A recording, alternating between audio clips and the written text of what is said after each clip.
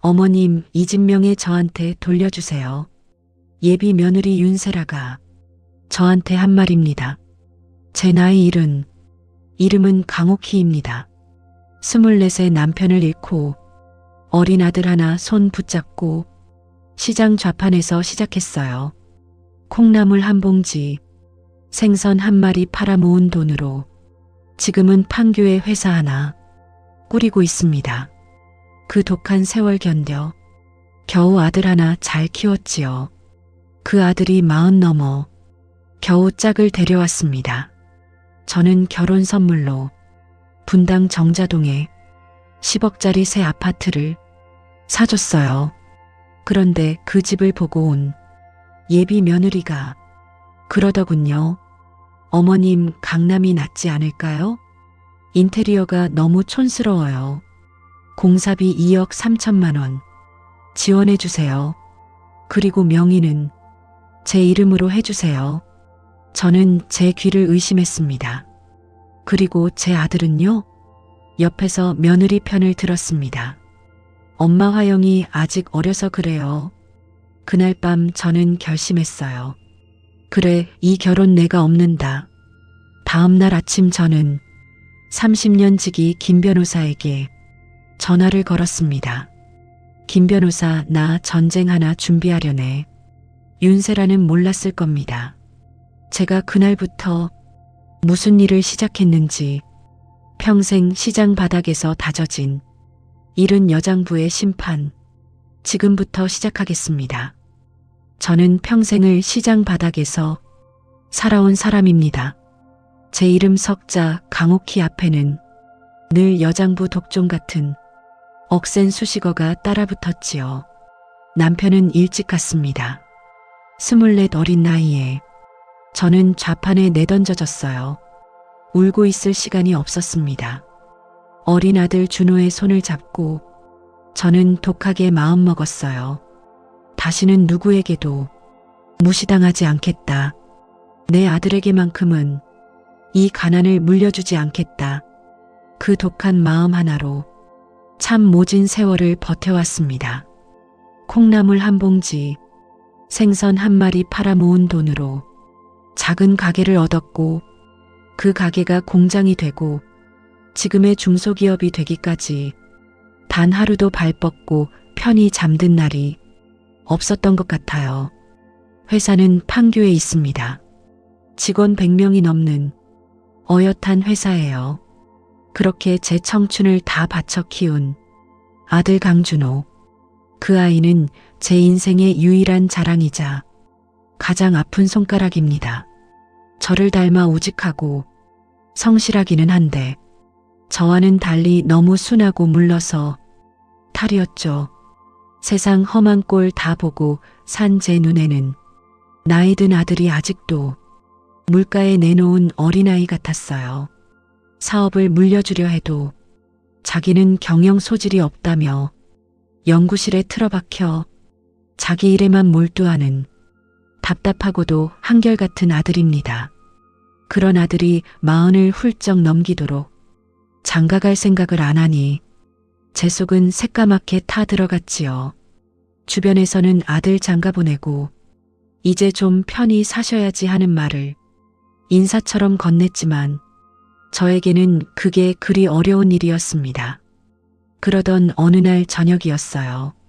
퇴근하고 돌아온 준호가 저를 찾아와 머뭇거리더군요. 평소와는 다른 그 어색한 태도에 저는 직감적으로 무언가 큰일이 있음을 알아차렸습니다. 엄마 드릴 말씀이 있어요. 무슨 일이냐?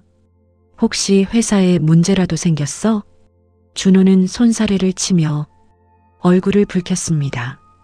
그 모습에 짐작이 갔어요. 올 것이 왔구나. 제발 이번에는 좀 괜찮은 인연이기를 속으로 얼마나 빌었는지 모릅니다. 아니요, 그런 건 아니고요. 저 만나는 사람이 있습니다. 그래. 저는 일부러 덤덤하게 대답했어요. 여기서 제가 호들갑을 떨면 아들이 더 부끄러워할 걸 아니까요. 찻잔을 들어 올리는 제 손이 미세하게 떨리는 걸 감추며 물었습니다. 만난 지는 얼마나 됐고 어떤 아가씨냐? 만난 지는 1년 좀 넘었어요. 이름은 윤세라고 저보다 8살 어려요. 대기업 마케팅 팀에서 일하는데 아주 밝고 똑 부러지는 사람이에요. 아들은 연신 싱글벙글하며 그 여자에 대한 칭찬을 늘어놓았습니다. 아들의 입에서 밝고 똑 부러진다는 말이 나오는 걸 들으니 한편으로는 마음이 놓이면서도 다른 한편으로는 묘한 불안감이 스쳤어요. 순한 우리 아들이 감당하기에 너무 버거운 상대는 아닐까 하는 노파심이었죠. 하지만 제 아들이 저렇게 좋아서 어쩔 줄 몰라 하는 얼굴을 얼마 만에 보는지 모르겠습니다. 그 행복을 깨고 싶지 않았어요. 그래, 언제 한번 집에 데리고 오너라. 밥이나 한 끼 같이 먹자. 며칠 후 준호는 약속대로 윤세라라는 아가씨를 집에 데리고 왔습니다. 단정한 원피스 차림에 값비싸 보이는 가방을 들고 있더군요. 이목구비가 시원시원하고 서글서글하게 웃는 얼굴이 첫인상은 참 좋았어요. 싹싹하게 인사를 하는데 말투도 조곤조곤 예의 발랐습니다. 어머님 처음 뵙겠습니다. 말씀 많이 들었어요. 제가 내민 손을 두 손으로 잡는데 그 손에서 느껴지는 비싼 핸드크림 향기가 낯설었습니다.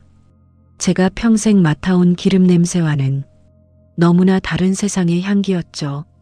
식사를 하는 내내 세라는 분위기를 주도했습니다. 제 음식 솜씨를 칭찬하고 준호의 좋은 점을 이야기하며 저를 기분 좋게 해주려 애쓰는 모습이 역력했어요. 하지만 이상하게도 저는 그 대화에 온전히 섞여들 수가 없었습니다. 웃고는 있지만 그녀의 눈은 끊임없이 우리 집 안가구나 장식품들을 훔쳐보고 있었어요. 마치 값을 매기기라도 하는 것처럼요. 평생 사람 상대하는 일로 밥을 먹고 산 제 눈을 속일 수는 없었죠. 저건 순수한 호기심의 눈빛이 아니었습니다. 저건 사람과 배경을 동시에 저울질하는 아주 영민하고 계산적인 사람의 눈빛이었어요. 하지만 옆에서 해벌쭉해 있는 아들 얼굴을 보니 차마 이상한 감정을 내비칠 수가 없었습니다. 그저 내가 너무 사람을 삐딱하게만 보나보다 하며 애써 제 자신을 다독일 뿐이었죠. 아들이 좋다고 하니 이제 부모된 도리를 다할 차례라고 생각했습니다. 저와는 달리 제 아들만큼은 무엇 하나 부족함 없이 시작하게 해주고 싶었어요. 그동안 준호가 받아온 월급이나 연구 성과금 같은 건 한 푼도 손대지 않고 통장에 차곡차곡 모아두었지만 그걸로는 서울 근교에 번듯한 집 한 채 구하기 턱없이 부족하다는 걸 잘 알고 있었습니다. 남들처럼 대출 끼고 융자금 갚느라 허덕이며 신혼을 시작하게 하고 싶지는 않았어요. 그건 제가 악착같이 돈을 번 이유를 정면으로 부정하는 일이나 마찬가지였습니다. 그래서 큰 결심을 했어요. 제 아들의 새 출발을 위해 제 인생 최대의 선물을 해주기로요. 며칠 밤낮으로 부동산 시세를 알아보고 직접 발품을 팔아 괜찮은 매물을 수소문했습니다. 그리고 준호를 제 서재로 불렀어요. 준호야, 앉아보렴. 네 엄마. 아들은 무슨 영문인지 몰라 어리둥절한 얼굴로 제 앞에 앉았습니다. 저는 책상 서랍에서 제가 며칠간 검토했던 아파트 분양 서류와 시세표를 꺼내 아들 앞에 내밀었어요. 결혼 날짜 잡기 전에 신혼집부터 먼저 정하는 게 순서일 것 같구나. 엄마가 집 한 채 해주마. 네. 엄마, 저희 돈 모은 거 있어요. 그렇게까지 안 하셔도 너희가 모은 돈은 살면서 더 좋은 곳에 써라. 이건 내가 너에게 주는 결혼 선물이다. 저는 그중 가장 마음에 들었던 아파트의 조감도를 손으로 가리켰습니다. 여기가 어떨까 싶다. 분당 정자동 쪽인데 탄천이 바로 앞에 있고 교통도 좋아서 너희가 살기에는 안성맞춤일 거야. 34평 남양이고 가격은 10억 정도 하더구나. 제 말이 끝나자마자 아들의 눈이 휘둥그레졌습니다. 10억이라는 액수가 믿기지 않는다는 표정이었죠. 잠시 말을 잃고 저와 서류를 번갈아 보던 아들의 눈시울이 서서히 붉어졌습니다. 엄마 정말이에요? 내가 빈말하는 사람인 거 봤니? 이 집에서 아무 걱정 없이 행복하게 살아. 그게 내가 바라는 전부다. 엄마. 아들은 끝내 말을 잇지 못하고 고개를 숙였습니다. 40 넘은 아들이 제 앞에서 소리 없이 우는데 저 역시 목이 메어왔어요. 고생한 보람이 있구나. 내 아들이 저렇게 기뻐하는 모습을 보니 10억이 아니라 100억이라도 아깝지 않다는 생각이 들었습니다. 준호는 한참 만에 고개를 들고는 제 손을 꼭 잡았어요. 감사합니다, 엄마. 정말 감사해요. 평생 잊지 않을게요. 제가 더 잘할게요. 그날 밤 아들은 곧바로 세라에게 이 소식을 전한 모양이었습니다. 방에서 통화하는 아들의 목소리는 평소보다 몇 톤은 더 들떠 있었죠. 저는 그 모습을 흐뭇하게 바라보며 이제야말로 정말 모든 것이 순조롭게 풀릴 것이라고 믿어 의심치 않았습니다. 제 불안감은 그저 늙은 어미의 기우였을 뿐이라고 그렇게 생각했어요. 그 믿음이 얼마나 어리석고 순진한 것이었는지를 깨닫는 데는 그리 오랜 시간이 걸리지 않았습니다. 그 다음 주말이었어요. 저는 세라를 따로 불러내 식사를 대접했습니다. 예비 며느리에게 점수도 좀 따고 앞으로의 계획에 대해서도 편안하게 이야기하고 싶었기 때문입니다. 분당 정자동에 있는 최고급 한정식 집에 예약을 하고 세라가 좋아한다는 와인도 한 병 주문했죠. 세라야, 편하게 불러도 되지? 앞으로는 우리도 한 가족이 될 사이잖니. 그럼요, 어머님 편하게 대해주세요. 세라는 상냥하게 웃으며 대답했어요. 분위기는 화기애애했습니다. 저는 준호의 어린 시절 이야기를 해주었고 세라는 자기 회사에서 있었던 재미있는 에피소드를 들려주었죠.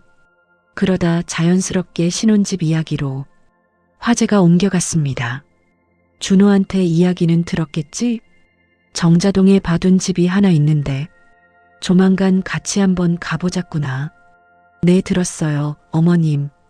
준호 씨한테 듣고 정말 깜짝 놀랐어요. 그렇게까지 큰 선물을 준비하셨을 줄은. 세라는 두 손을 모으며 감격한 듯한 표정을 지었습니다. 저는 그 반응에 만족하며 말을 이었어요. 너희가 시작하는데 보탬이 되고 싶었을 뿐이다. 둘이 행복하게만 살면 나는 더 바랄 게 없어. 바로 그때였어요. 세라가 와인잔을 우아하게 들어 한 모금 마시더니 아주 차분하게 마치 날씨 이야기를 하듯 툭 던지는 것이었습니다. 어머님, 그런데 혹시 대출이 조금이라도 포함된 건 아니죠? 당연히 아니겠지만 혹시나 해서요. 순간 식당 앞 모든 소음이 멈추는 듯 했습니다. 저는 제 귀를 의심했어요.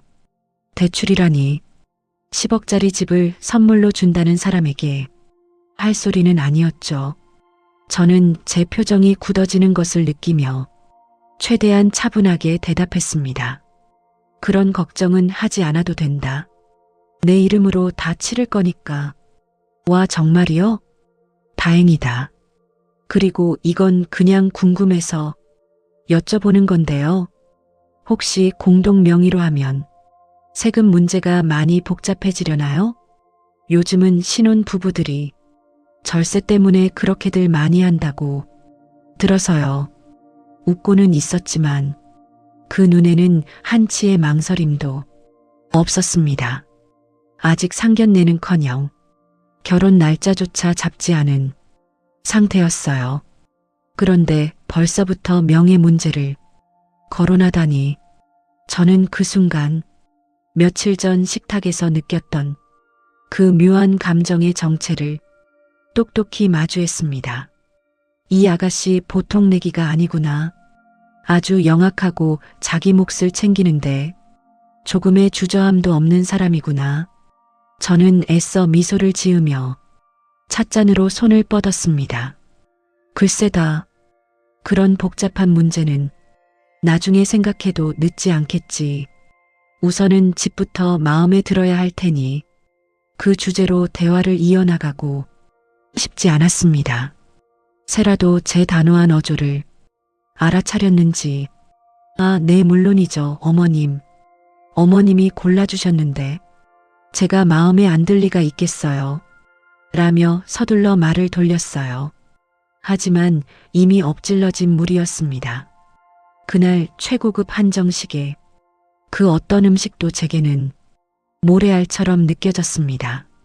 집으로 돌아오는 내내 저는 이 결혼 정말 괜찮은 걸까 하는 질문을 수없이 되뇌어야 했습니다. 제 아들의 행복한 얼굴과 세라의 계산적인 눈빛이 교차하며 제 머릿속을 어지럽혔어요. 폭풍이 몰려오기 전 고요함처럼 불안한 평화가 위태롭게 저와 제 아들을 감싸고 있었습니다. 그 주말 저는 약속대로 아들 준호와 세라를 데리고 분당 정자동 아파트로 향했습니다. 제 차를 운전해서 가는 내내 아들 준호는 옆자리에서 연신 조잘거렸어요.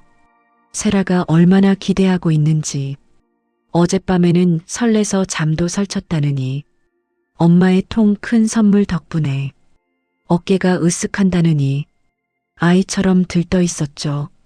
저는 백미러로 뒷자리에 앉은 세라를 힐끗 쳐다보았습니다. 그녀는 부드럽게 미소 지으며 창밖을 내다보고 있었지만 그 미소는 어쩐지 제 마음에 와닿지 않고 겉도는 느낌이었어요. 며칠 전 한정식 집에서의 그 대화가 여전히 제 마음속에 작은 가시처럼 박혀 있었기 때문입니다. 하지만 애써 그 생각을 지웠어요. 그래, 아직 어린 아가씨. 물정 몰라 그럴 수도 있지. 직접 집을 보면 생각이 달라질 거야. 저는 스스로를 그렇게 위로하며 운전대를 잡은 손에 힘을 주었습니다. 드디어 아파트 단지에 도착했습니다. 새로 지은 지 얼마 안 된 곳이라 외관부터가 아주 깔끔하고 웅장했어요. 조경도 잘 되어 있어 단지 안에 작은 공원이 있는 듯한 착각을 불러일으켰죠. 지하 주차장에 차를 세우고 엘리베이터를 타고 해당 층으로 올라가는 동안 준호는 초등학생처럼 신이 나서 우와복도도 넓다, 엘리베이터도 빠르네 하며 감탄사를 연발했습니다. 세라는 여전히 말이 없었어요. 그저 주변을 훑어보는 그녀의 눈빛이 조금 더 날카로워졌다고 느꼈을 뿐입니다. 자, 여기가 너희 집이다. 제가 현관문 디지털 도어록에 비밀번호를 누르고 문을 열자 환한 햇살이 거실을 가득 채우고 있었습니다. 남향으로 창이 크게 나 있어 불을 켜지 않았는데도 집안 전체가 따뜻하고 밝은 기운으로 넘실거렸어요. 넓은 거실 창밖으로는 탄천이 굽이굽이 흐르는 것이 보였습니다. 제가 이 집을 선택한 가장 큰 이유 중 하나였죠. 우와, 어머님 진짜 좋아요. 전망이 정말 끝내주네요. 준호가 탄성을 지르며 거실 창으로 달려갔습니다. 저는 흐뭇한 마음으로 세라의 반응을 살폈어요. 그녀 역시 와하고 낮은 탄성을 내뱉으며 집 안으로 들어섰습니다. 표정은 분명 감탄하고 있는 것 같았어요. 그래, 이 정도면 마음에 안 들 수가 없지. 저는 안도의 한숨을 내쉬었습니다. 한번 둘러보렴. 방도 3개고 화장실도 2개라. 둘이 살기에는 넉넉할 거다. 준호는 신이 나서 세라의 손을 잡아 끌며 안방부터 구경하기 시작했습니다. 저는 거실 소파 자리에 잠시 서서 두 사람의 모습을 지켜보았어요. 안방은 부부 침실로 쓰기에 충분히 넓었고 안쪽에는 샤워 부스가 딸린 아담한 부부 욕실과 제법 큰 드레스룸 공간까지 마련되어 있었습니다. 세라야, 여기 봐. 드레스룸도 엄청 넓어. 당신 옷 걸어도 자리가 남겠는데. 준호의 들뜬 목소리가 들려왔습니다. 잠시 후 세라의 차분한 목소리가 뒤따라 들렸어요. 그러게 좋네. 근데 오빠 침대를 킹 사이즈로 놓으면 내가 사고 싶었던 안마의자는 놓을 자리가 좀 애매하겠다, 그치? 순간 거실에 따뜻했던 공기가 미묘하게 식는 기분이었습니다. 분명 좋은데 그런데라는 토를 다는 화법. 저는 못 들은 척 주방 쪽으로 걸음을 옮겼습니다. 디귿자 형태의 싱크대는 요리하기에 편리한 구조였고 최신형 인덕션과 5인용 식기 세척기까지 모두 기본 옵션으로 설치되어 있었어요. 새 신부가 좋아할 만한 요소는 다 갖추고 있었죠. 두 사람은 곧 주방으로 나왔습니다. 준호는 여전히 감탄의 연속이었어요. 엄마 주방도 너무 좋은데요? 세라가 요리하는 거 좋아하는데 아주 신나겠어요. 세라는 싱크대 상판을 손끝으로 쓱 쓸어보더니 입을 열었습니다. 내 어머님 구조는 참 좋은 것 같아요. 아일랜드 식탁이 있어서 홈파티할 때 편하겠어요. 근데 제가 생각했던 것보다는 폭이 조금 좁은 느낌이랄까? 친구들 여러 명 초대해서 와인 마시려면 조금 더 넓게 빠졌으면 좋았을 텐데. 아, 물론 지금도 충분히 좋다는 뜻이에요. 오해는 마세요. 그녀는 언제나처럼 말끝에 웃음과 함께 보험 같은 말을 덧붙이는 것을 잊지 않았습니다. 저는 더 이상 아무 말도 하지 않았어요. 그냥 묵묵히 나머지 2개의 방을 열어 보여주었습니다. 하나는 서재로 쓰기에 안성맞춤이었고 다른 하나는 나중에 아이가 태어나면 아이방으로 꾸미기에 딱 좋은 크기였죠. 모든 구경이 끝났을 때 준호는 만족스러운 얼굴로 제게 말했습니다. 엄마 정말 고맙습니다. 이보다 더 좋을 수는 없을 것 같아요. 그렇죠, 세라 씨? 아들의 질문에 세라는 활짝 웃으며 대답했어요. 그 웃음이 너무나 환해서 제가 잠시나마 그녀를 오해했던 건가 하는 생각마저 들 정도였습니다. 네, 그럼요, 어머님. 어머님 덕분에 저희 진짜 호강하네요. 정말 감사해요, 어머님. 그녀의 감사 인사를 받으며 집을 나섰지만 제 마음은 어쩐지 개운하지가 않았습니다. 안마의자, 홈파티 친구들, 그녀의 말 속에는 우리 두 사람의 행복한 미래보다는 남들에게 보여주기 위한 과시용 삶의 그림자가 짙게 드리워져 있는 듯했기 때문입니다. 집으로 돌아오는 차 안, 준호는 끊임없이 미래에 대한 계획을 떠들었지만 세라는 피곤하다며 눈을 감고 있었어요. 그 침묵이 저에게는 수만 가지의 불평처럼 느껴졌습니다. 그날 밤 제 예감은 틀리지 않았다는 것이 증명되었어요. 자정이 다 된 시간, 제 휴대폰이 울렸습니다. 아들 준호였죠. 이렇게 늦은 시간에 전화하는 일이 거의 없는 아이라 저는 덜컥 겁이 났습니다. 준호야, 무슨 일이냐? 이 시간에. 아, 엄마 주무셨어요? 죄송해요.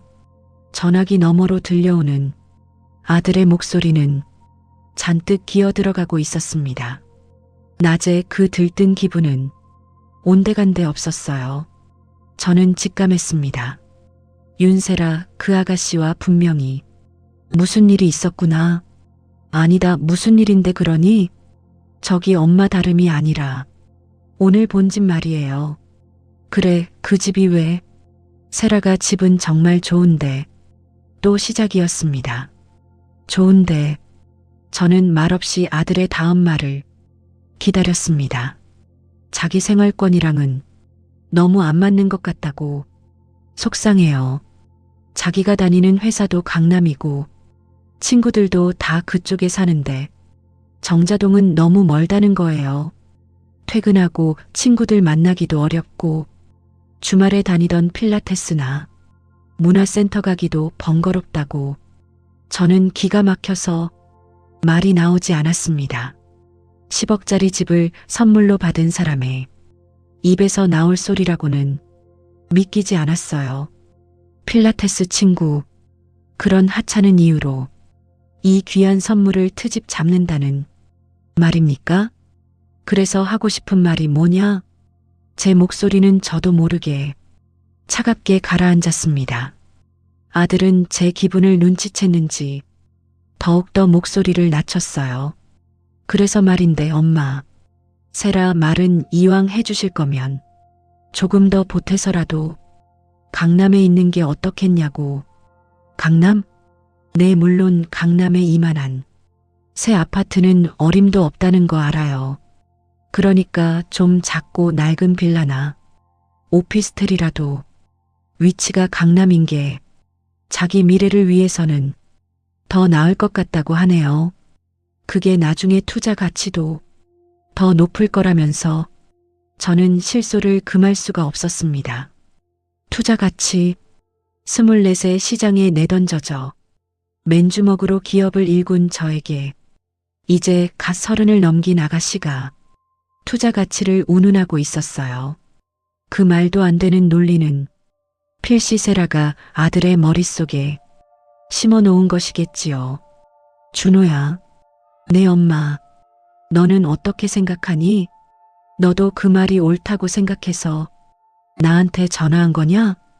제 질문에 아들은 한참 동안 대답이 없었습니다. 그 침묵이 저를 더욱 비참하게 만들었어요. 제 아들은 지금 제 편에 서 있는 것이 아니라 저를 설득하기 위해 전화를 건 윤세라의 남자일 뿐이었습니다. 저는 그냥 세라가 저렇게 속상해하니까 마음이 안 좋아서 엄마 세라가 아직 어려서 그래요. 세상 물정 잘 모르고 자기 주변 세상이 전부인 줄 아는 나이잖아요. 엄마가 조금만 이해해 주시면 안 될까요? 제가 중간에서 잘 이야기해 볼게요. 이해라니요. 저건 철이 없는 게 아니라 염치가 없는 것이었습니다. 그리고 제 아들은 그 염치 없는 행동을 어려서 그렇다는 말로 포장하며 제게 이해를 강요하고 있었어요. 저는 더 이상 아들과 말을 섞고 싶지 않았습니다. 안 된다. 그 집이 싫으면 결혼을 다시 생각하든지, 그렇게 강남이 좋으면 너희 둘이 모은 돈으로 강남에 얻어서 시작해라. 나는 더 이상 이 문제로 이야기하고 싶지 않다. 저는 단호하게 말하고 전화를 끊어버렸습니다. 침대에 누웠지만 잠이 오지 않았어요. 천장이 무너져 내리는 듯한 답답함에 가슴을 쳤습니다. 이건 단순히 집 문제가 아니었어요. 이건 앞으로 저희 가족이 마주하게 될 끝없는 갈등의 서막에 불과하다는 것을 저는 너무나도 분명하게 깨달아 버렸기 때문입니다. 제 아들을 위해서라면 제 전 재산이라도 내어줄 수 있었지만 저렇게 감사할 줄 모르고 자기 욕심만 채우려는 사람에게는 단돈 10원도 아깝다는 생각이 들었습니다. 어둠 속에서 저는 결심을 굳혔습니다. 이 싸움 절대 물러서지 않겠다고. 제 아들의 눈을 뜨게 하기 위해서라도 저는 독한 엄마가 되어야만 했습니다. 그날 밤 정자동 아파트에 환한 햇살과 탄천의 아름다운 전망은 제 기억 속에서 차갑고 잔인한 풍경으로 변해버리고 말았어요. 강남 타령으로 시끄러웠던 그날 밤 이후 며칠간 아들에게서는 아무런 연락이 없었습니다. 아마 제 단호한 태도에 충격을 받았거나 혹은 윤세라와 저 사이에서 이러지도 저러지도 못하고 전전긍긍하고 있겠지요. 저는 일부러 아들에게 먼저 연락하지 않았습니다. 이럴 때일수록 제가 중심을 잡고 흔들리지 않는 모습을 보여줘야 한다고 생각했어요. 만약 이 문제로 제가 물러서는 선례를 남긴다면 앞으로 저들은 제 머리 꼭대기에 앉아 사사건건 더한 것을 요구해 올 것이 뻔했습니다. 그렇게 냉정과도 같은 시간이 흐르던 주말 아침이었어요. 준호가 헬쑥한 얼굴로 저를 찾아왔습니다. 며칠 사이 마음고생이 심했는지 얼굴이 반쪽이 되어 있더군요. 그 모습을 보니 어미로서 마음이 아팠지만 저는 짐짓 모르는 척 차갑게 물었습니다. 무슨 일이냐? 엄마 세라가 잘못했다고 해요. 아들은 제 눈치를 살피며 말문을 열었습니다. 자기가 너무 철없이 굴었다고요. 어머님께서 어렵게 마련해 주신 선물인데 자기 생각만 하고 투정 부린 것 같다고 많이 반성하고 있어요. 정자동 아파트 정말 감사한 마음으로 받겠다고 전해달래요. 저는 아무 대꾸도 하지 않았습니다. 그 말이 진심이라고는 조금도 믿기지 않았기 때문이에요. 분명 제게서 더 이상 얻어낼 것이 없다고 판단하자 일단 한 발 물러서는 척하는 것이겠지요. 제 침묵에 아들은 더욱 조급해졌습니다. 엄마 정말이에요. 세라가 저한테 울면서 사과했어요. 엄마 마음 상하게 해드려서 너무 죄송하다고. 그러니까 엄마도 이제 화 푸세요. 네. 아들이 제 팔을 잡고 애원하듯 말하는데 차마 매정하게 뿌리칠 수가 없었습니다. 아들이 저렇게까지 나오는데 어쩌겠어요. 저는 못 이기는 척 고개를 끄덕였습니다. 알았다. 그렇게까지 생각한다니 나도 더는 문제 삼지 않으마. 제 허락이 떨어지자 아들의 얼굴에 그제야 화색이 돌았습니다. 저는 그 길로 부동산에 연락해 아파트 계약을 마무리 지었습니다. 수억 원의 돈이 오가는 계약서에 도장을 찍으면서도 마음 한 구석의 찜찜함은 가시지를 않았어요. 마치 함정 속으로 제 발로 걸어 들어가는 기분이었습니다. 며칠 뒤 저는 아들을 불러 아파트 현관 키와 등기 권리증을 건넸습니다. 이제부터는 너희 집이다. 필요한 가구나 가전제품들 목록 뽑아서 가져오라. 그것까지는 내가 해주마. 엄마 정말 감사합니다. 이 은혜를 어떻게 다 갚죠? 아들은 감격에 겨워 제 손을 부여잡았습니다. 저는 그 손을 토닥이며 말했어요. 은혜는 무슨, 너희 둘이 행복하게 사는 게 갚는 거다. 세라랑 시간 날 때 집에 가서 필요한 것들 사이즈도 재고 어떻게 꾸밀지 구상도 해보렴. 그것이 제 실수였습니다. 그들에게 꾸밀 시간을 준 건 말입니다. 저는 그저 벽지 색깔을 고르거나 가구 배치를 상상하는 정도의 소소한 즐거움을 누리라는 뜻이었어요. 하지만 윤세라라는 여자의 생각은 제 상상을 아득히 뛰어넘는 수준이었습니다. 주말이 지나고 화요일 오후였을 겁니다. 회사에서 결제 서류를 보고 있는데 비서가 들어와 윤세라가 찾아왔다고 전했습니다.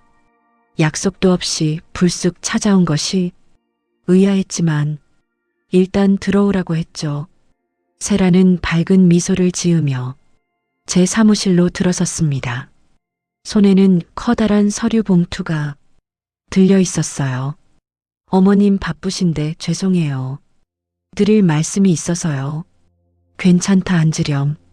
무슨 일이니? 자리에 앉은 세라는 서두를 길게 늘어놓았습니다.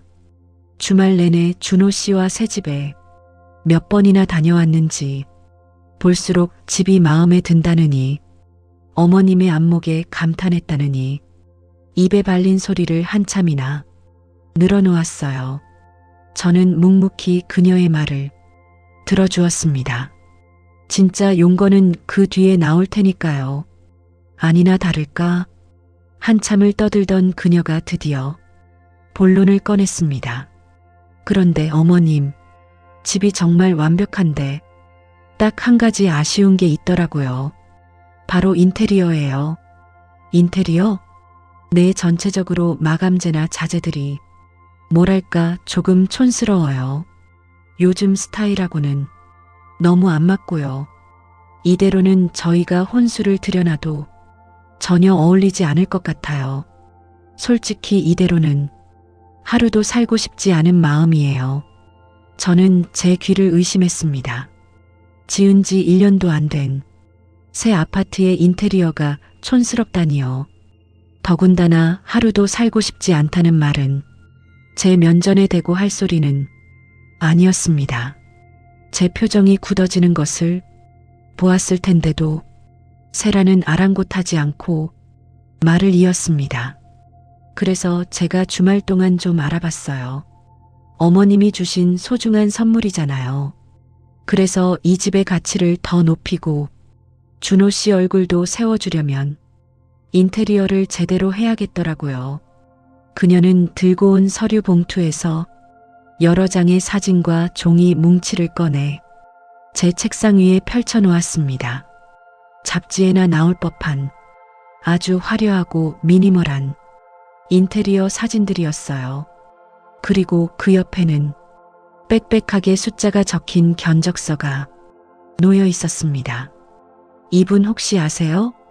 요즘 제일 잘 나가는 인테리어 디자이너인데 제가 개인적으로 좀 알거든요. 그래서 특별히 부탁해서 견적을 한번 받아봤어요. 저는 견적서로 눈을 돌렸습니다. 그리고 그 아래 적힌 총 합계 금액을 보고는 헛웃음이 터져 나오는 것을 겨우 참아야 했습니다. 총 공사 비용 2억 3천만 원, 집값의 20%가 넘는 터무니없는 금액이었어요. 세부 항목을 훑어보니 더 가관이었습니다. 거실 바닥은 전량 이탈리아산 천연 대리석, 주방 가구는 독일제 명품 브랜드, 조명은 전부 북유럽 디자이너 제품, 심지어는 화장실 수전 하나까지 수백만 원짜리 수입품으로 채워져 있었습니다. 이건 인테리어가 아니라 집을 새로 짓는 수준이 견적이었습니다. 세라야, 제 목소리는 분노로 낮게 잠겨 있었어요. 이게 지금 말이 된다고 생각하니? 집을 사줬더니 이제는 집을 새로 지어달라는 소리로구나. 그러자 세라는 조금도 당황한 기색 없이 오히려 억울하다는 듯한 표정을 지었습니다. 어머님, 왜 그렇게 말씀하세요? 저는 다 어머님과 준호 씨를 위해서 그런 건데요. 생각해 보세요. 어머님이 10억짜리 집을 해주셨는데 막상 친구들이 집들이 와서 인테리어가 이게 뭐냐고 수군거리면 그게 누구 망신이겠어요? 다 준호 씨 얼굴에 먹칠하는 거고 더 나아가서는 어머님 체면을 깎는 일이잖아요. 기가 막힌 논리였습니다. 제 체면을 위해 2억이 넘는 돈을 더 쓰라니요. 내 체면은 내가 알아서 챙긴다. 이 견적은 말도 안 돼. 절대 허락 못한다. 제가 단호하게 선을 긋자 세라의 얼굴에서 상냥한 미소가 순식간에 사라졌습니다. 대신 그 자리에는 차가운 계산과 노골적인 불만이 자리 잡았어요. 어머님, 솔직히 이건 너무 하신 거 아니에요? 어차피 어머님이 해주시는 거잖아요. 이왕 시작하신 거 기분 좋게 마무리해 주시면 어디 덧나요? 제가 이 집에 들어가서 평생 살 건데 제 마음에 쏙 들게 하고 싶은 게 그렇게 큰 욕심이에요? 드디어 본심이 튀어나왔습니다. 어차피 당신 돈이니까. 그 한마디에 모든 것이 담겨 있었죠. 이 여자에게 제 돈은 눈먼 돈 공짜 돈에 불과했던 겁니다. 저는 자리에서 벌떡 일어났습니다. 더 이상 이 여자와 한 공간에 앉아 숨 쉬고 싶지도 않았어요. 나가거라. 네. 당장 내 사무실에서 나가. 그리고 그 견적서도 가지고 가. 나는 단 한 푼도 내줄 수 없으니 그렇게 할 거라. 제 시퍼런 기세에 새라도 주춤하는 듯 했습니다. 그녀는 얼굴이 벌개져서 자리에서 일어나더니 책상 위의 서류들을 신경질적으로 가방에 쓸어 담았습니다. 그러고는 제게 쏘아붙이더군요. 좋아요. 이 문제는 저 혼자 결정할 일이 아니네요. 준호 씨랑 그리고 저희 부모님이랑 다시 상의해서 연락드릴게요. 그 말은 곧 자기 부모까지 이 싸움에 끌어들이겠다는 선전포고였습니다. 그녀는 쾅 소리가 나게 문을 닫고 나가버렸고 저는 한동안 그 자리에 망부석처럼 서 있어야 했습니다. 가슴속에서 뜨거운 불덩이가 치밀어 올랐습니다. 이건 단순히 돈 문제가 아니었어요. 이건 제 아들과 제 인생, 그리고 제가 평생을 바쳐 이룩한 모든 것에 대한 모독이었습니다. 이제 이 결혼은 돌이킬 수 없는 강을 건넜다는 것을 직감했습니다. 남은 것은 이 지긋지긋한 싸움을 어떻게 끝내느냐 하는 문제뿐이었어요. 윤세라가 제 사무실에서 선전포고를 하고 나간 뒤 집안의 공기는 그야말로 살얼음판 같았습니다. 아들 준호는 제 눈치와 약혼녀의 성화 사이에서 샌드위치가 되어 안절부절 못하는 게 눈에 보였죠. 저녁 식탁에서도 밥알만 씹을 뿐 저와 눈도 제대로 마주치지 못했습니다. 그런 아들의 모습을 보니 화가 나다가도 한편으로는 측은한 마음이 드는 것을 어쩔 수가 없었어요.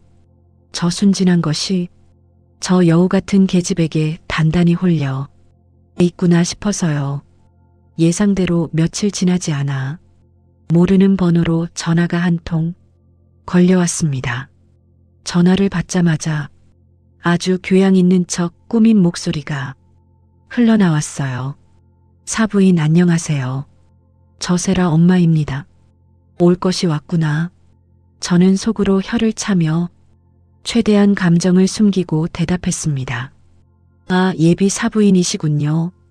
처음 인사드립니다. 어머 그러게요. 저희가 먼저 찾아뵈어야 했는데 결례를 범했습니다. 다름이 아니라 저희 세라에게 이야기를 대충 전해 들었어요. 아이들 인테리어 문제로 사부인께서 마음이 좀 상하셨다고요. 오해가 있으신 것 같아서요.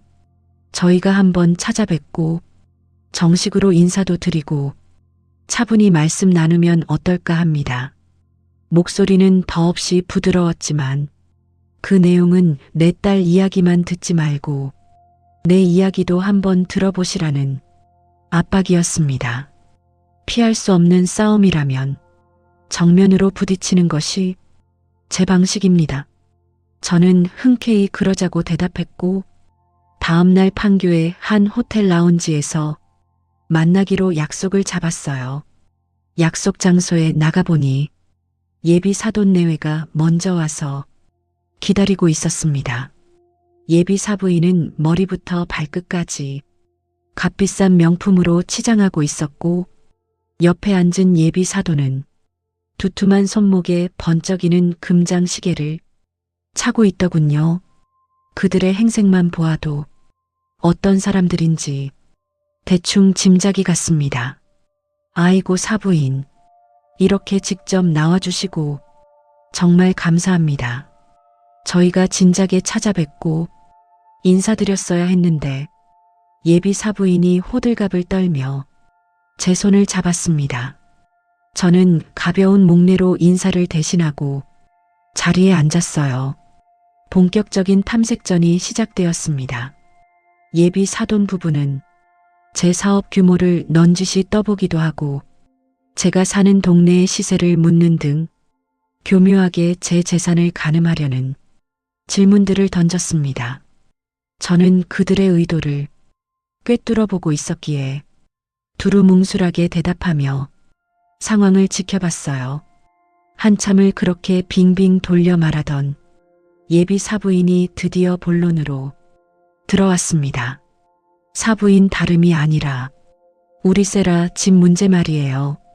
애가 아직 어려서 사부인께 말을 너무 직설적으로 했나 봐요.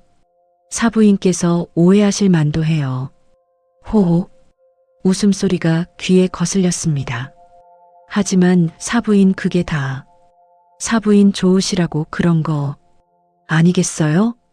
요즘 젊은 사람들 집들이 할 때 친구들 불러서 얼마나 뽐내고 싶어 하겠어요.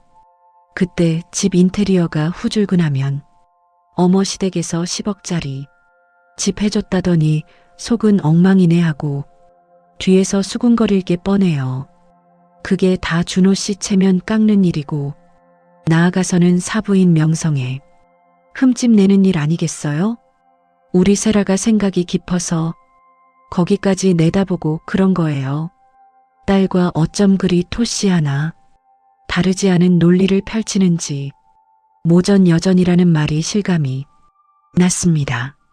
사부인 말인데 인테리어 비용은 사부인께서 흔쾌히 좀 내주시는 게 모양새가 좋을 것 같습니다. 원래 다들 그렇게 해요.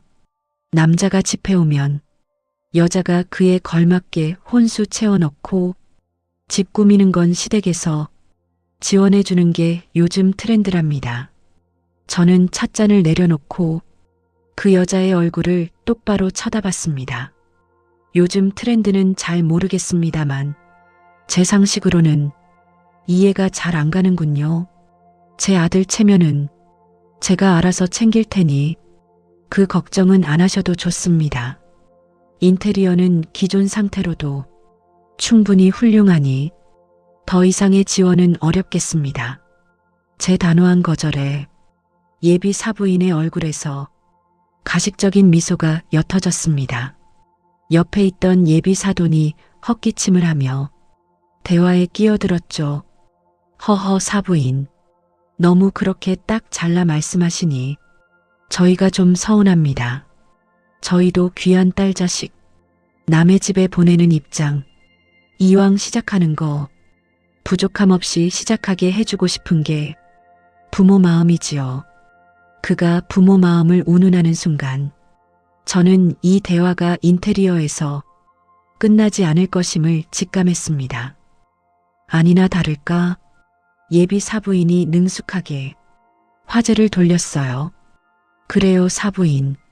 인테리어 문제는 천천히 다시 이야기하기로 하고요. 그것보다 더 중요한 예단 문제를 좀 의논드렸으면 해요. 드디어 올 것이 왔습니다. 저희도 사부인께서 이렇게 큰 집을 해주셨는데 그냥 넘어갈 수는 없지요. 그래서 저희가 현금으로 예단을 두둑하게 준비할까 합니다. 한 1억 정도 생각하고 있어요. 1억이라는 말에 옆에 있던 예비 사돈의 어깨가 으쓱 올라가는 것이 보였어요. 하지만 그들의 셈속을 모를 제가 아니었죠. 그런데 사부인도 아시겠지만 원래 예단은 받으면 그 절반 정도는 봉채비라고 해서 신부 측에 다시 돌려주는 게 관례잖아요. 그러니 저희가 1억을 드리면 사부인께서 5천만 원은 저희에게 다시 돌려주시면 되고요. 여기까지는 그럴 수 있다고 칩시다. 하지만 다음 말이 저를 경악하게 만들었어요. 그리고 나머지 5천만 원은 저희가 따로 목록을 좀 드릴게요. 저희 친척 어르신들 이불이며 반상기 세트며 또 우리 준서방 이불하고 좋은 양복 한 벌, 주 목걸이랑 남편 시계도 하나 그런 것들 챙겨주시면 딱 맞을 것 같아요. 세라 체면이 있으니 너무 값싼 걸로 하시면 곤란하고요. 저는 제 귀를 의심했습니다. 이게 대체 무슨 말입니까? 자기들이 1억을 내면 제가 5천을 돌려주고 남은 5천으로 자기들 온 가족의 선물을 사서 바치라는 소리였어요. 결국 제 돈으로 예단을 받고 제 돈으로 선물을 사서 자기들은 생색만 내겠다는 그야말로 날강도 같은 신보가 아니고 무엇이겠습니까? 기가 막혀서 말이 나오지 않았습니다. 얼굴이 분노로 벌겋게 달아오르는 것이 느껴졌어요. 제가 아무 말도 못하고 있자 예비 사부인은 제가 그들의 제안에 감격이라도 한 줄 알았는지 한술 더 떴습니다. 아, 그리고 봉채비로 돌려주시는 5천만 원으로는 저희가 우리 세라 혼수를 좀 보탤까 해요. 사부인께서 집이며 인테리어며 다 해주시는데 저희가 혼수까지 신경 쓰시게 할 수는 없잖아요. 호호. 이쯤 되니 분노를 넘어 허탈한 웃음이 나왔습니다. 그때 제가 미리 연락해 두었던 아들 준호가 라운지 안으로 들어왔습니다. 이 모든 대화가 오가는 현장을 제 아들이 직접 봐야 한다고 생각했기 때문이었죠. 준호는 어색하게 인사를 하고 제 옆자리에 앉았습니다. 예비 사돈 내외는 마치 약속이라도 한 듯 방금 전의 대화를 준호에게 다시 한번 설명하기 시작했습니다. 저는 이 모든 연극의 클라이맥스를 위해 아들에게 직접 물었습니다. 준호야, 방금 하신 말씀들 다 들었지? 내 생각은 어떠니? 이 제안이 합리적이라고 생각해서 너도 여기 있는 거냐? 모든 시선이 제 아들에게로 쏠렸습니다. 예비 사돈 내외는 기대감에 찬 눈으로 저는 마지막 남은 일말의 희망을 담은 눈으로 아들을 바라보았어요. 제 아들이 여기서 그건 말도 안 됩니다 라고 딱 한마디만 해준다면 저는 이 모든 것을 용서하고 다시 시작할 마음도 있었습니다. 하지만 제 아들은 저를 처참하게 실망시켰습니다.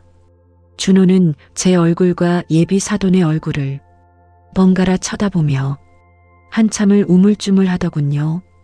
그러고는 기어 들어가는 목소리로 세상에서 가장 한심한 대답을 내놓았습니다. 저는 어른들께서 알아서 하시는 문제라 제가 뭐라고 말씀드리기가 좀. 그 순간 제 마음속에 남아있던 마지막 희망의 불씨가 완전히 꺼져버렸습니다. 아, 나는 혼자구나. 이 지긋지긋한 싸움에서 내 편은 아무도 없구나. 내 아들마저 저들의 탐욕에 포섭되어 옳고 그름을 분간할 능력조차 상실해버렸구나. 저는 더 이상 그 자리에 앉아있을 이유를 찾지 못했습니다. 온몸의 힘이 쭉 빠져나가는 기분이었어요. 예비 사돈 내외의 얼굴에 번지는 만족스러운 미소와 그런 그들의 눈치를 보며 안절부절 못하는 내 아들의 한심한 모습을 뒤로 한 채 저는 말없이 자리에서 일어났습니다. 이제 남은 것은 이 모든 것을 끝장낼 마지막 무대를 준비하는 것뿐이었습니다. 집으로 돌아온 그날 밤 저는 잠을 이루지 못했습니다. 서재에 홀로 앉아 그동안의 일들을 하나하나 곱씹어 보았어요. 그러다 문득 이런 생각이 들었습니다. 저 여자는 뒤에서 나를 뭐라고 말하고 있을까? 저는 조용히 컴퓨터를 켜고 윤세라라는 이름을 검색해 보았습니다. 그리고 몇 시간에 걸쳐 그녀의 SNS 계정을 찾아냈어요. 평소 우리에게 보여주던 공개 계정과는 별개로 친구들만 볼 수 있게 설정된 비공개 계정이 하나 더 있더군요. 지인의 도움을 받아 그 계정의 게시물들을 확인한 순간 저는 온몸의 피가 거꾸로 솟는 기분을 느꼈습니다.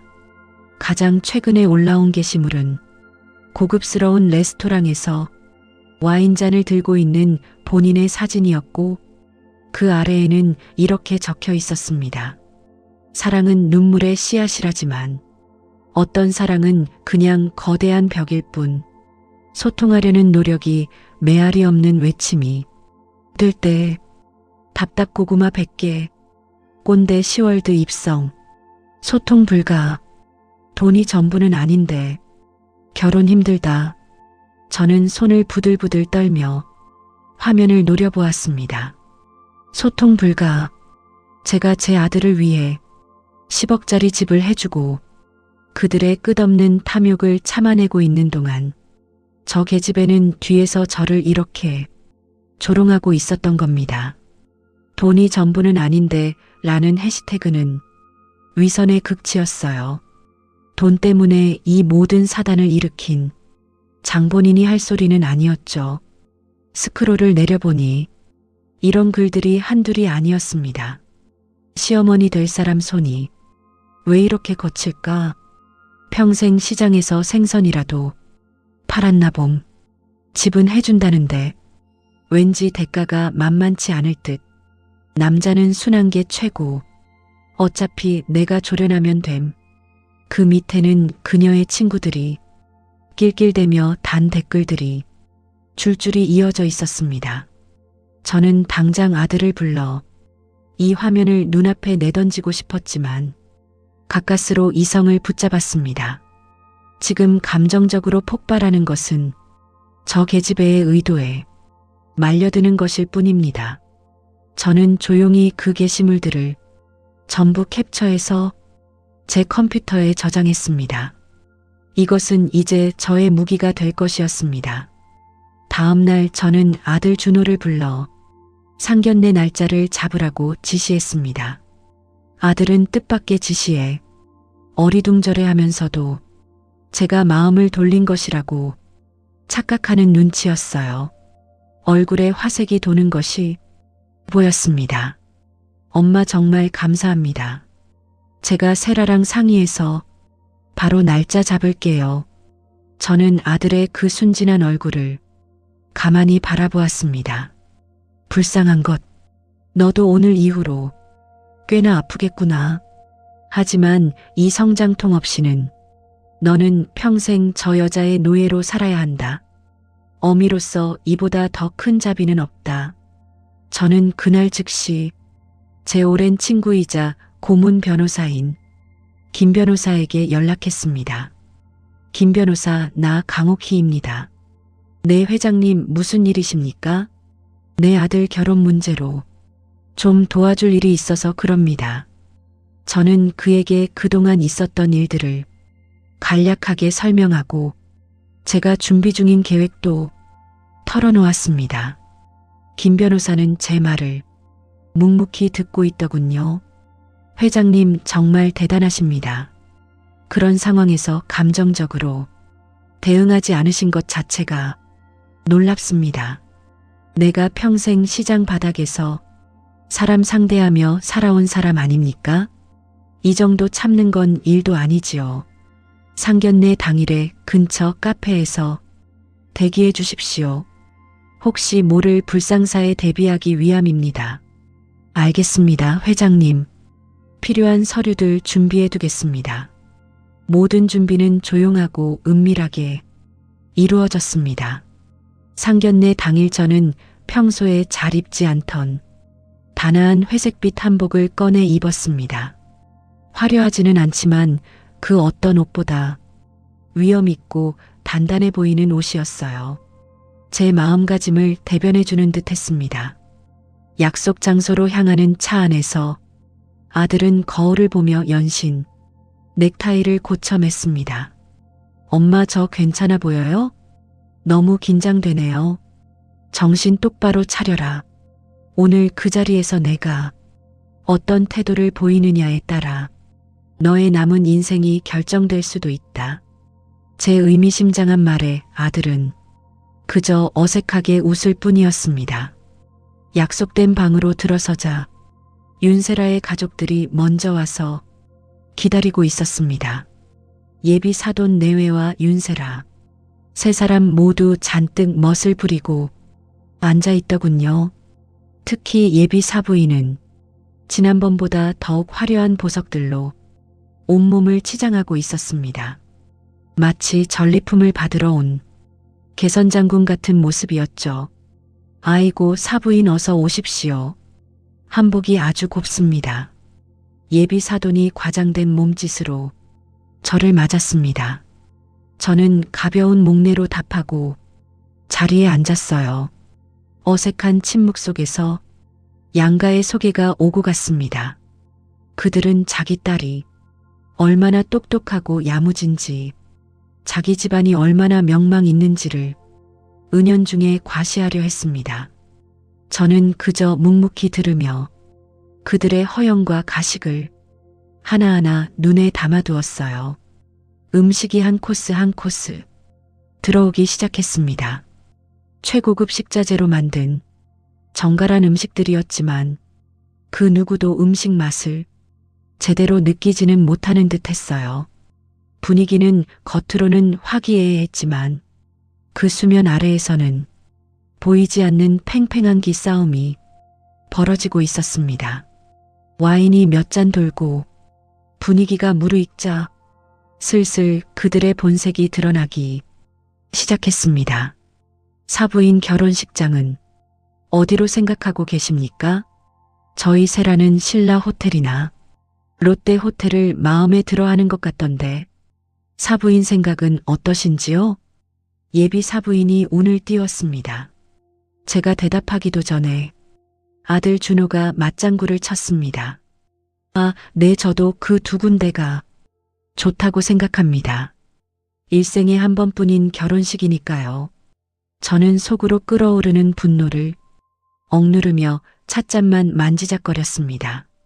결혼식장이야 나중에 천천히 의논해도 될 일입니다. 제 차가운 대답에 분위기가 살짝 가라앉았지만 그들은 멈추지 않았습니다.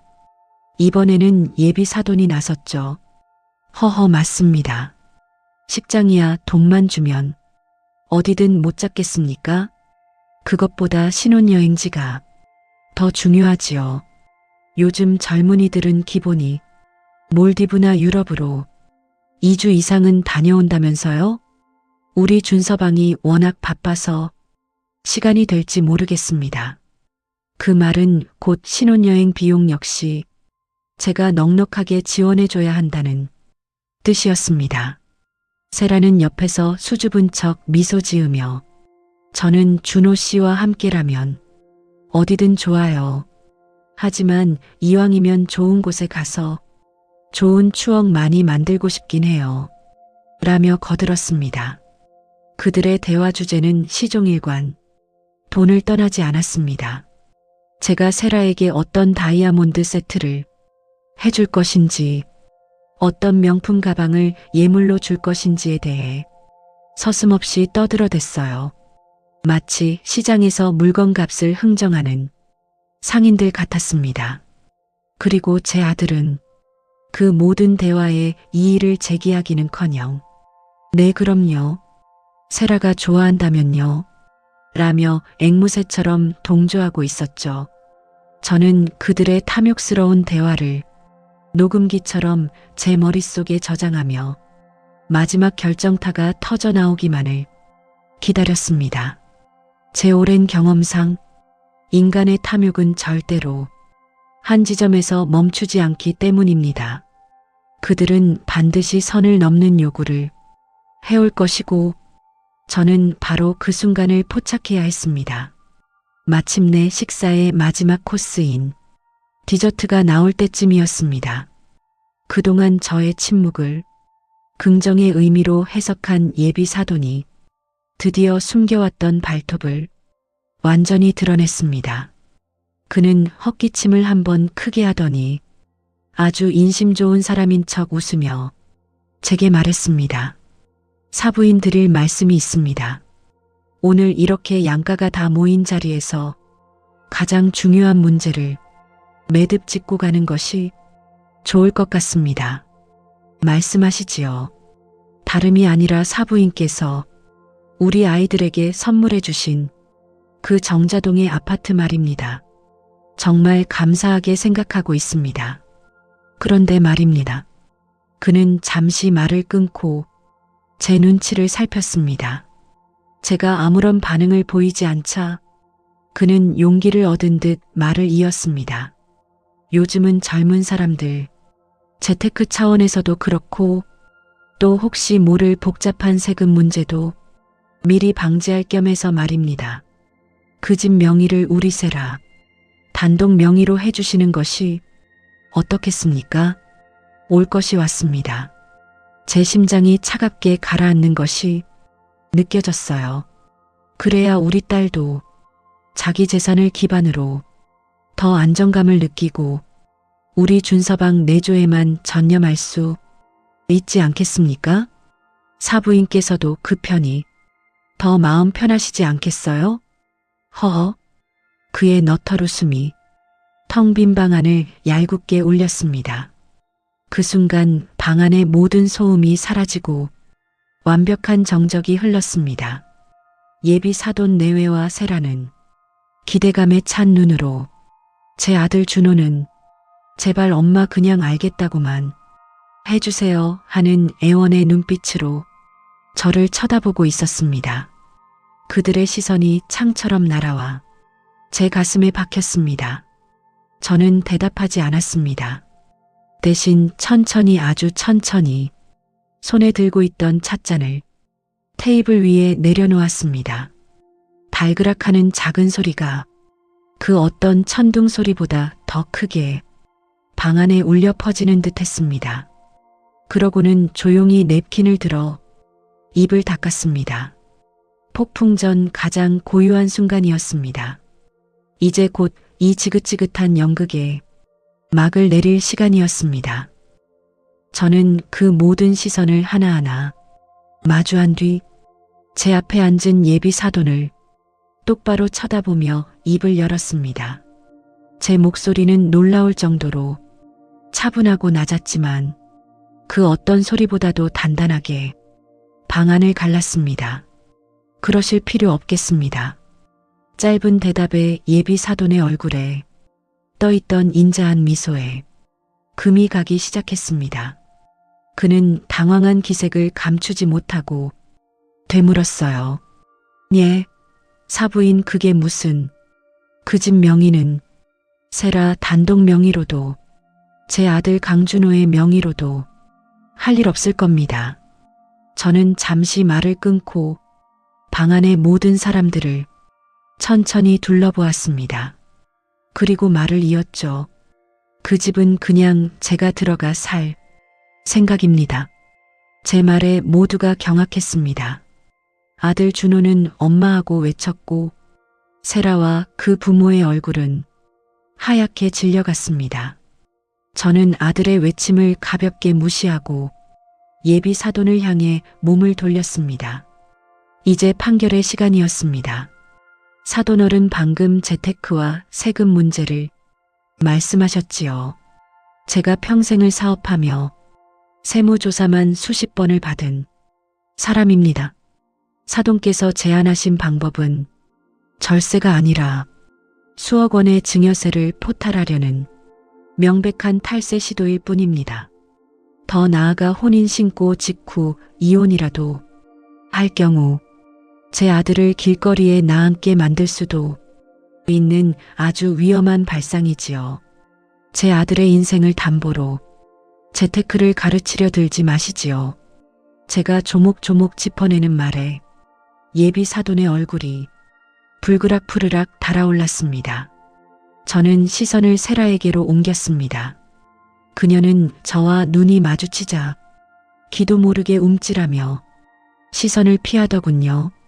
그리고 세라야, 내가 사준 집을 처음 보러 간 날 뭐라고 했었지? 안방은 안마의자 놓을 자리가 없어. 아쉽고 주방은 친구들과 홈파티하기에 좁다고 불평했지. 심지어는 강남에 있는 본인의 필라테스 센터와 멀다는 이유로 10억짜리 새 아파트 대신 강남의 낡은 빌라가 더 낫겠다는 말까지 했어. 맞지? 세라의 입술이 파르르 떨렸지만 아무런 대답도 하지 못했습니다. 저는 멈추지 않았습니다. 좋습니다. 그래서 제가 그 집을 계약하고 열쇠를 건넸더니 이번에는 인테리어가 촌스러워 하루도 살 수가 없다고 했지요.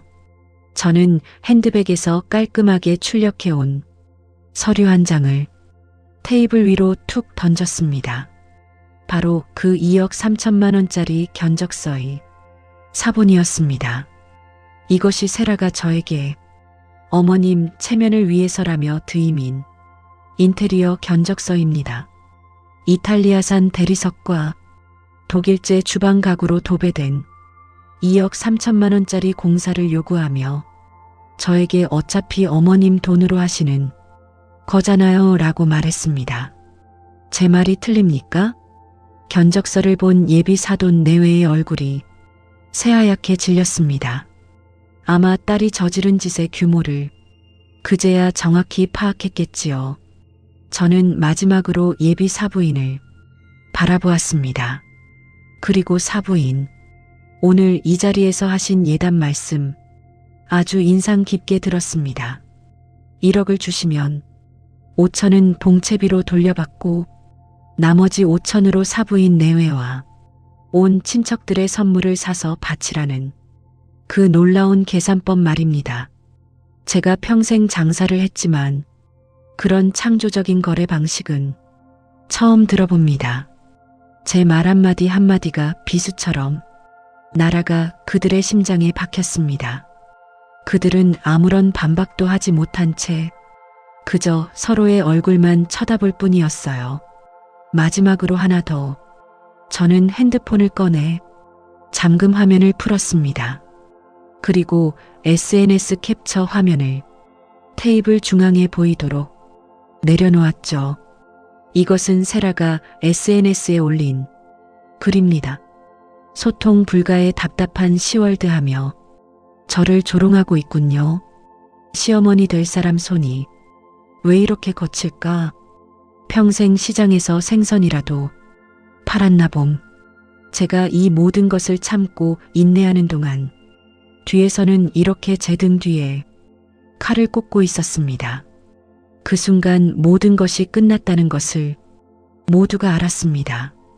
완전한 침묵 속에서 코너에 몰린 세라가 드디어 이성을 잃고 폭발했습니다. 그녀는 자리에서 벌떡 일어나 테이블을 손으로 내리치며 비명을 질렀습니다. 그래서요? 그게 뭐 그렇게 잘못됐어요? 제가 틀린 말 했냐고요? 요즘 결혼 다 이렇게 해요. 다들 이 정도는 받고 이 정도는 하고 산다고요. 어머님 세대랑은 다르단 말이에요. 평생 돈만 알고 사신 어머님이 뭘 아세요? 그녀의 입에서 돈만 알고 사신 이라는 말이 나오는 순간 저는 오히려 마음이 편안해졌습니다. 그래, 저것이 저 여자의 본 모습이었구나. 저는 소리 지르는 그녀를 무시하고 조용히 자리에서 일어났습니다. 그리고 넋이 나간 채 앉아있는 제 아들 준호를 내려다보았습니다. 제 목소리는 더없이 차갑고 단호했습니다. 오늘 이 자리를 통해 확실히 알게 되었구나. 나는 내 아들을 장가 보내려 한 것이지 내 평생의 노력을 담보로 아들을 팔아넘기려 한 것이 아니다. 저는 방 안의 모든 사람들을 향해 선언했습니다. 이 결혼 지금부로 없던 걸로 한다. 저는 그 말을 끝으로 단 한치 미련도 없이 몸을 돌려 방문을 향해 걸어갔습니다. 뒤에서 사부인 어머님 잠깐만요 하고 외치는 소리와 접시가 깨지는 듯한 소란이 들려왔지만 저는 단 한 번도 뒤돌아보지 않았습니다. 그날 밤 아들 준호는 제 방으로 들어와 아이처럼 엉엉 울었습니다. 저는 묵묵히 아들의 등을 쓸어주었어요. 이 아이는 오늘 인생에서 가장 값비싼 수업료를 치르고 혹독한 성장통을 겪고 있었습니다. 이 폭풍이 지나가고 나면 제 아들은 분명 더 단단한 어른이 되어 있을 것이라고 저는 굳게 믿었습니다. 다음 날 아침 저는 김 변호사에게 전화를 걸었습니다. 김 변호사, 이제부터 이 문제와 관련된 모든 법률적 절차는 김 변호사가 맡아주시게, 결혼식장, 신혼여행, 스튜디오 등 모든 계약 파기에 따른 위약금 문제를 처리해 주십시오. 그리고 상대 측에서 어떤 연락이 오든 저나 제 아들이 아닌 김 변호사를 통해서만 소통하도록 조치해 주십시오. 알겠습니다, 회장님. 즉시 처리하겠습니다. 공식적인 통로가 막히자 그들은 훨씬 더 추잡한 방식으로 저희를 압박하기 시작했습니다.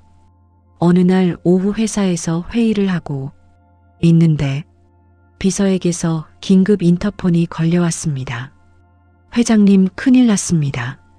윤세라라는 분이 1층 로비에서 난동을 부리고 있습니다. 저는 사무실 CCTV 모니터를 켰습니다.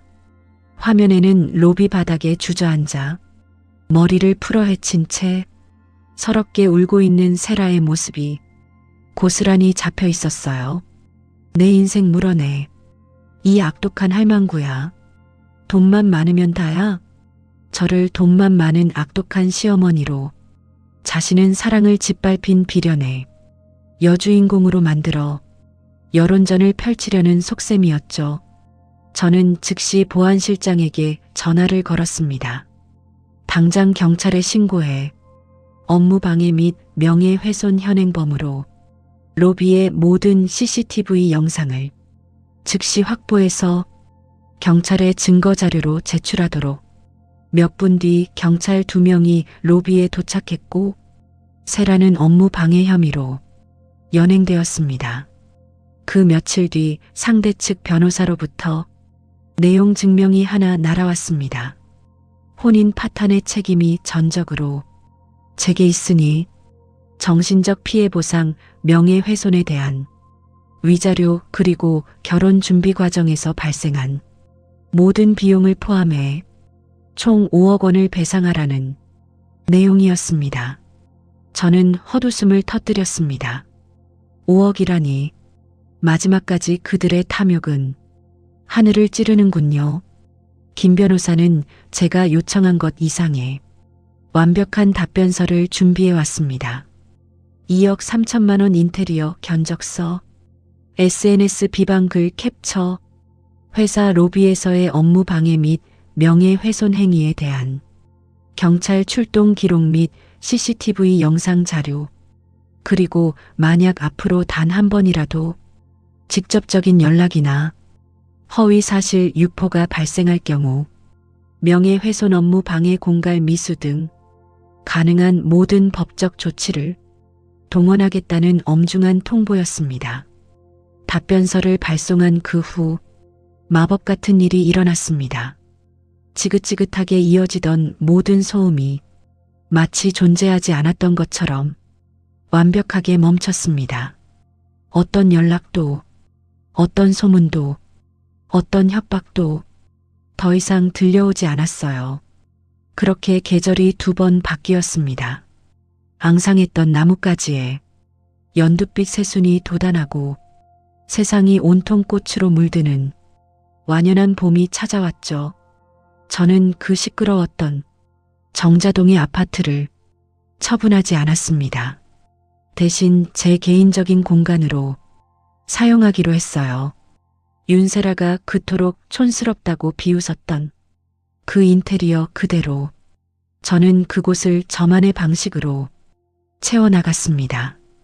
이탈리아산 대리석 대신 따뜻한 원목 마루의 느낌이 좋았고, 북유럽 디자이너의 조명 대신 창문으로 쏟아져 들어오는 자연광이 훨씬 더 아름다웠어요. 푹신한 패브릭 소파와 커다란 원목 책상을 들여놓고 제가 좋아하는 책들과 화분들로 공간을 채웠습니다. 그곳은 더 이상 갈등의 상징이 아닌 제 인생의 쉼표가 되어주는 평온한 안식처가 되었죠. 주말이면 저는 그곳에 가서 좋아하는 차를 마시며 책을 읽거나 창밖으로 유유히 흐르는 탄천을 바라보며 복잡한 생각들을 정리하곤 했습니다. 제 아들 준호는 그 혹독한 성장통을 겪고 난 뒤 완전히 다른 사람이 되었습니다. 더 이상 어리숙하고 세상 물정 모르던 노총각이 아니었어요. 자신의 연구 분야에 더 깊이 몰두하며 놀라운 성과들을 내기 시작했고 사람을 대하는 태도에 있어서도 신중함과 깊이가 더해졌습니다. 무엇보다 저를 대하는 아들의 눈빛이 달라졌어요. 예전에는 그저 엄마로만 보았다면 이제는 저를 한 명의 인간이자 인생의 선배로서 존경하고 이해하는 눈빛으로 바라봐 주었습니다. 어느 화창한 봄날 오후 아들이 제가 있는 정자동 아파트로 찾아왔습니다. 손에는 향긋한 프리지어 꽃다발이 들려 있었어요. 엄마 여기 계실 줄 알았어요. 왔느냐? 차 한잔하거라. 우리는 나란히 소파에 앉아 차를 마셨습니다.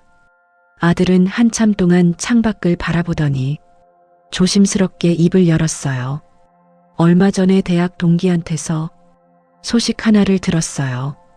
윤세라 씨 회사 그만두고 지방으로 내려갔다고 하더라고요. 저는 아무 말 없이 아들의 얼굴을 바라보았습니다. 그의 표정에는 더 이상 어떤 미련이나 동요도 없었어요. 그저 먼 옛날 이야기를 하는 사람처럼 담담할 뿐이었습니다. 그 소식을 듣는데 아무렇지도 않더라고요. 화가 나는 것도 아니고 안쓰러운 것도 아니고 그냥 그랬구나 싶었어요. 제가 얼마나 어리석었는지, 얼마나 사람 보는 눈이 없었는지 다시 한번 깨달았을 뿐이에요. 그때 엄마가 아니었다면 저는 지금쯤 제 인생을 통째로 저당 잡힌 채 살고 있었겠죠. 다시 한번 감사해요, 엄마. 아들은 진심 어린 눈으로 저를 보며 말했습니다. 저는 아들의 손을 따뜻하게 잡아주었어요. 다 지난 일이다. 그 일은 내 인생이 값비싼 예방주사였다고 생각하렴. 덕분에 너는 더 강해졌고 나는 더 현명해졌다.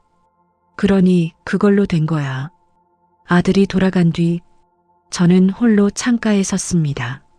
창밖으로는 탄천이 봄 햇살에 반짝이며 흐르고 있었고 그 위로 벚꽃잎이 흩날리고 있었어요. 한바탕의 지독한 폭풍우는 제게서 많은 것을 앗아가는 듯 했지만 결국에는 더 소중하고 값진 것들을 남겨주었습니다. 저는 더 단단하고 현명한 아들을 얻었고 저 자신을 온전히 마주할 수 있는 평온한 시간을 얻었습니다. 모든 것이 마침내 제자리를 찾은 것입니다. 긴 이야기 들어주셔서 정말 감사합니다. 지금 이 이야기를 들으시는 분들 중에도 저와 비슷한 상황에 계신 분이 분명히 있으실 겁니다. 자식이 데려온 인연이라고 해서 무조건 받아들이지 마세요. 당신이 평생 일해서 마련한 재산은 그 누구의 것도 아닌 당신의 것입니다. 당신의 인생을 존중하지 않는 사람에게 당신이 이룬 것을 쉽게 내어주지 마세요. 사랑하는 자식을 위해서라도 때로는 독한 어른이 되어야 할 때가 있는 법입니다. 편안한 하루 보내세요. 안녕히 계십시오.